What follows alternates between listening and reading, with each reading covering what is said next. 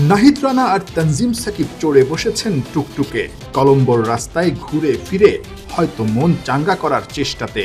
অন্যদিকে লঙ্কান ক্রিকেটারদের নিয়ে কোচ সনাথ জয়াসুরিয়া চড়েছেন টিম বাসে, গন্তব্য প্রেমাদাসাতে। দুইটা মুহূর্ত, দুইটা দলের দুই রকম চিত্র।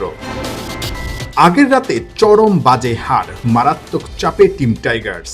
শ্রীলঙ্কা প্র্যাকটিস করলেও এদিন পুরো দলের বিশ্রাম, কিন্তু টিম ম্যানেজমেন্টের স্বস্তি নেই।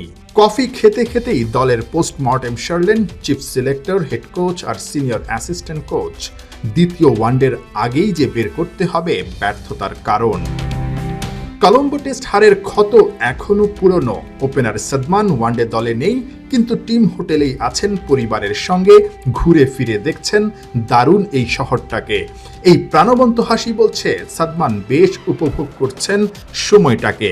কিন্তু হাসান মাহমুদরা একটা জয়ের খোঁজে, একটা জয়ই যে পারে ওয়ানডে দলটাকে চাঙ্গা করতে। হাতের মুঠোয় থাকা ম্যাচটা হাতছাড়া হওয়া, এমন হার কেউই মানতে পারছে না। ম্যাচে দারুণ বোলিং, এরপর ওপেনিংয়ে দুর্দান্ত পার্টনারশিপ, তারপরই মাত্র 5 রানে 7 উইকেট হারানোর দুঃসহ স্মৃতি। আগের রাতে দলের সমস্যার কথা জানিয়েছিলেন তাসকিন, দলটাতে গেম অ্যাওয়ারনেস আর স্ট্রং মেন্টালিটির ঘাটতি। মানে এটাও বুঝতে হবে যে আমাদের যে যে ভিতরে যে পাইপলাইনটা আছে ওগুলা মিলে সব মিলে আমার মনে হয় এই 15-20 জনই আমাদের বেস্ট। হ্যাঁ, এইটা নিয়ে আমরা আগাচ্ছি। হয়তো আমাদের বোলিং ব্যাটিং সব মিলে কিছুটা গেম অ্যাওয়ারনেস বা মেন্টালি দিক থেকে আমরা কিছুটা পিছিয়ে ওয়ার্ল্ড ক্রিকেটের অন্যান্য টিমের থেকে, স্পেশালি গুড টিমস। এই জায়গাগুলো আমরা ইমপ্রুভ করার যথেষ্ট চেষ্টা করছি।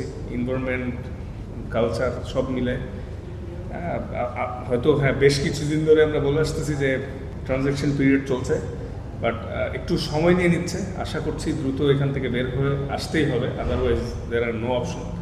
এটা বের হয়ে আসবো আমরা, এটার জন্য অনেক কাজ করছি, সবাই অনেক কষ্ট করতেছি।